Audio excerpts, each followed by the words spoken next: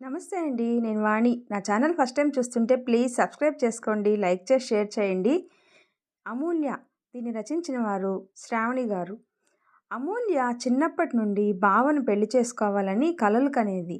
కానీ తన ఫ్రెండ్‌నే బావ ఇష్టపడుతున్నాడు అని తెలిసి ఆత్మహత్యకి ప్రయత్నించింది. అమూల్యని ప్రాణంగా ప్రేమించి తనే జీవితం అనుకునే వ్యక్తి ఒకరు ఉన్నారు. మరి అతని ప్రేమను అమూల్య అంగీకరిస్తుందా లేదా? మరి ఆలస్యం ఎందుకు? కథలోకి వెళ్దాం. విశాఖపట్నం ఒక అందమైన పొదరిల్లు. ఇంటిని పూలతో అలంకరించడం వల్ల చాలా అందంగా ఉంది. చుట్టూ పరిసరాలన్నీ చాలా ఆహ్లాదంగా ఉన్నాయి. అంతలో ఇంటి ముందు ఆగింది ఒక కారు. అందులో నుండి ఒక అబ్బాయి దిగాడు. చూడ్డానికి మంచి కలర్, చాలా బాగున్నాడు అనుకునేలా ఉన్నాడు. ఆ అబ్బాయి అక్కడే నిలబడి ఆ ఇంటిని చూస్తూ ఉండగా బయటికి వచ్చింది ఒక అమ్మాయి ఆ ఇంటి నుండి. ఏంటి బావా, ఎప్పుడూ లేనిది ఇక్కడే ఆగిపోయావు? లోపలికి రా, అత్తయ్య వాళ్ళు ఇప్పటికే ముహూర్తంకి లేట్ అయిపోతుంది అని అంటున్నారు అంటూ సిగ్గుపడుతూ తలదించుకుంది. ఒక్క క్షణం ఆ అబ్బాయికి ఎందుకో మనసులో గిల్టీ ఫీలింగ్ కలిగి మళ్ళీ మామూలైంది. ఆ అమ్మాయి మాటలకి సమాధానం ఇవ్వకుండా వెనక కార్ డోర్ ఓపెన్ చేసి చెయ్యి అందించాడు. అందులో నుండి ఒక అమ్మాయి దిగింది, అతని చెయ్యి పట్టుకొని. ఆ దృశ్యాన్ని చూసిన మొదటి అమ్మాయి కళ్ళల్లో నీళ్లు తిరిగాయి. కానీ వాటిని కనిపించకుండా చేసుకొని బావా తను అని అడిగింది. నేను ప్రేమించిన అమ్మాయి, నన్ను ప్రేమిస్తున్న అమ్మాయి, పెళ్లి చేసుకుంటే పెళ్ళాం కాబోయే అమ్మాయి అని చెప్పాడు. ఒక్కసారిగా భూమి కంపించినట్టు అయిపోయింది మొదటి అమ్మాయికి. కాళ్లలో సత్తువు లేనట్టు అనిపించింది. కళ్ళు తిరుగుతున్నాయి. తన పంచ ప్రాణాలు గాల్లో కలిసిపోయినట్టుగా అనిపించింది.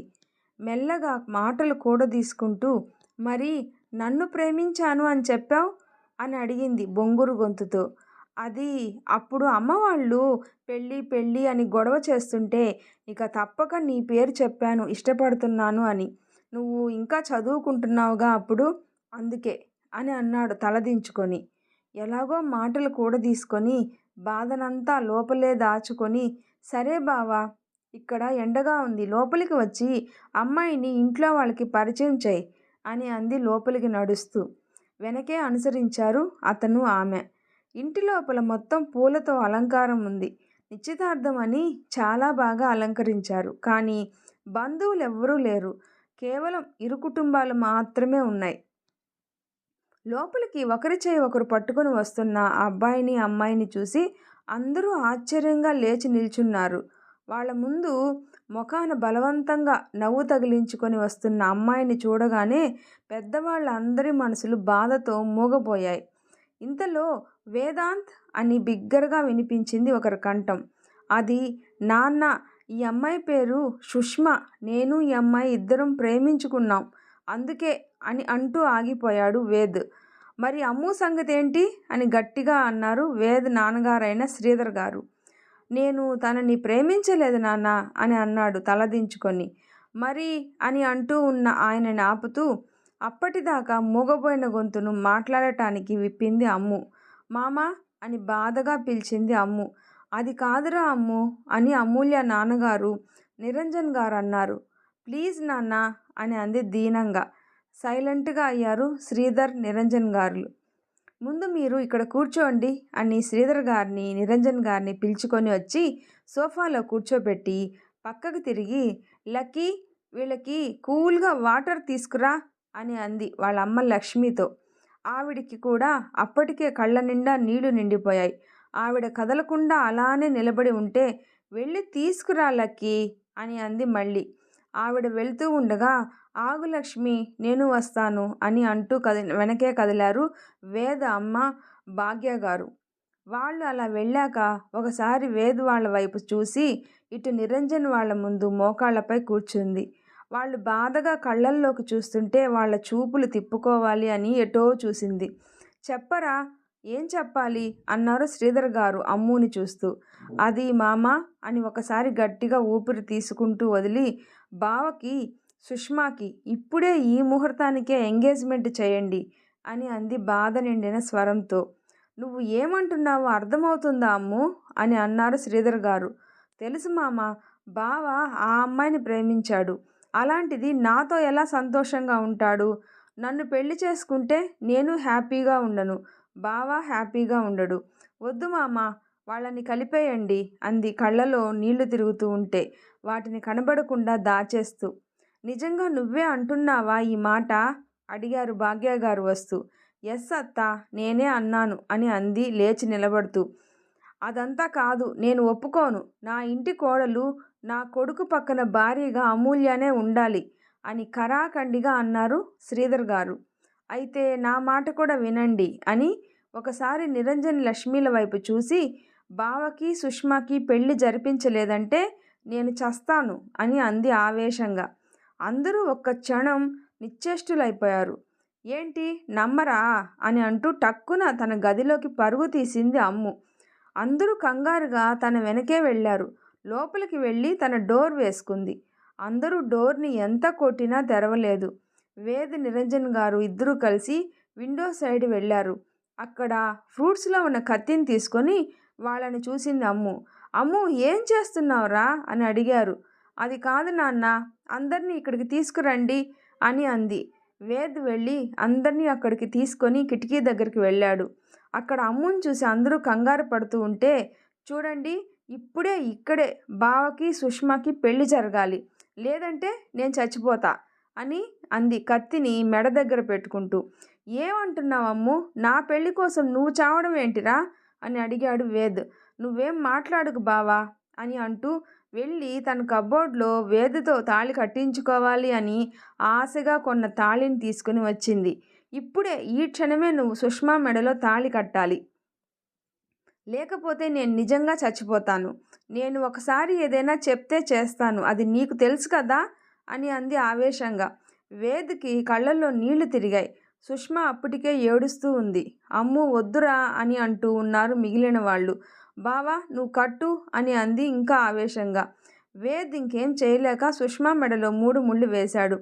అది చూసిన అమ్ము ఒకసారి చిన్నగా నవ్వి గట్టిగా కళ్ళు మూసుకొని తన చేతి మణికట్టుపై కోసుకుంది. అది చూసిన అందరూ ఇంకా షాక్ అయిపోయారు.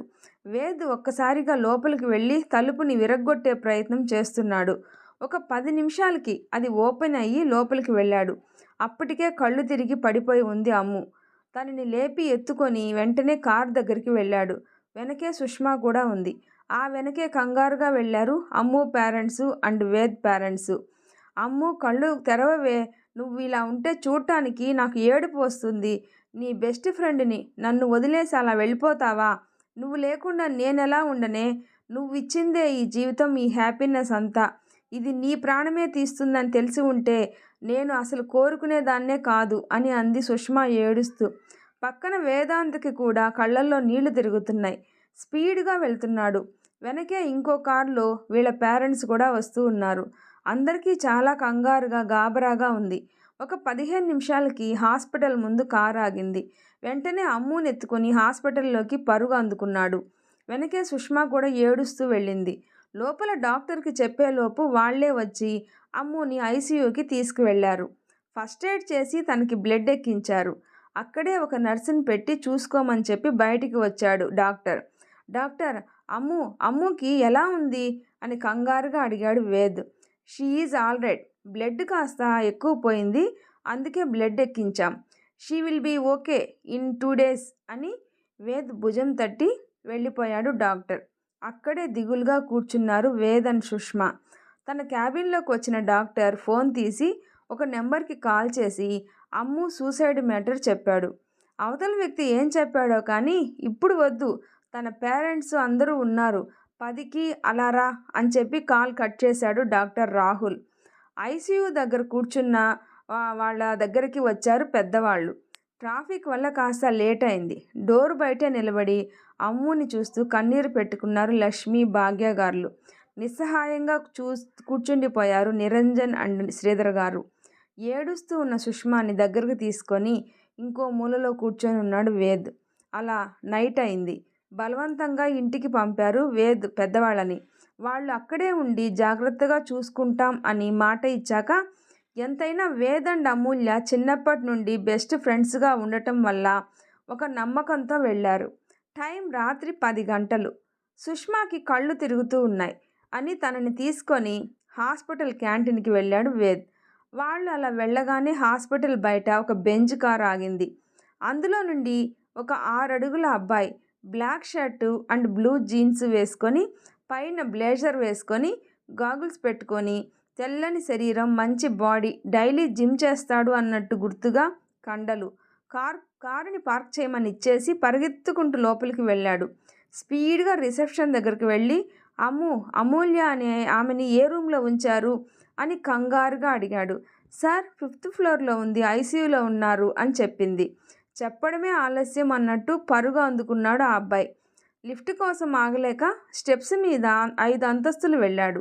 5వ అంతస్తులో ఒక రూమ్ బయట తన ఫ్రెండ్ రాహుల్ ఉండడం చూసిన అతను ఇంకా కంగారుగా అక్కడికి పరిగెత్తాడు. అక్కడికి వెళ్ళేసరికి రాహుల్ కాల్ మాట్లాడుతూ ఉండటంతో పక్కకి చూశాడు. రూమ్లో పడుకొని ఒక పక్కన చేతికి సెలైన్ బాటిల్ పెట్టుకొని స్పృహలో లేకుండా ఉన్న అమ్ము కనపడగానే అతని ప్రాణం తనలో నుండి లాగేసినట్టుగా అక్కడే మోకాళ్ళ మీద కూర్చుండిపోయాడు. తలపై చేతులు పెట్టుకొని దీనంగా అమ్ము ఉన్న రూమ్లోకే చూస్తూ ఉండిపోయాడు. అతను కూర్చున్న సౌండ్కి వెనక్కి తిరిగిన రాహుల్కి అక్కడ అతను కనిపించేసరికి కంగారుగా తన దగ్గరికి వెళ్ళాడు.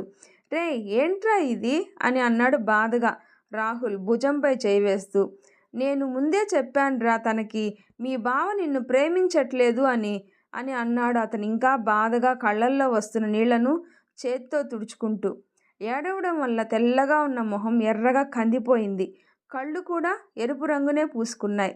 రేయ్, ఒకసారి తనని చూడ్డానికి వెళ్తాన్రా అని చాలా బాధగా దీనంగా అంటున్న అతన్ని చూస్తూ ఉంటే రాహుల్కి కన్నీళ్ళు ఆగలేదు.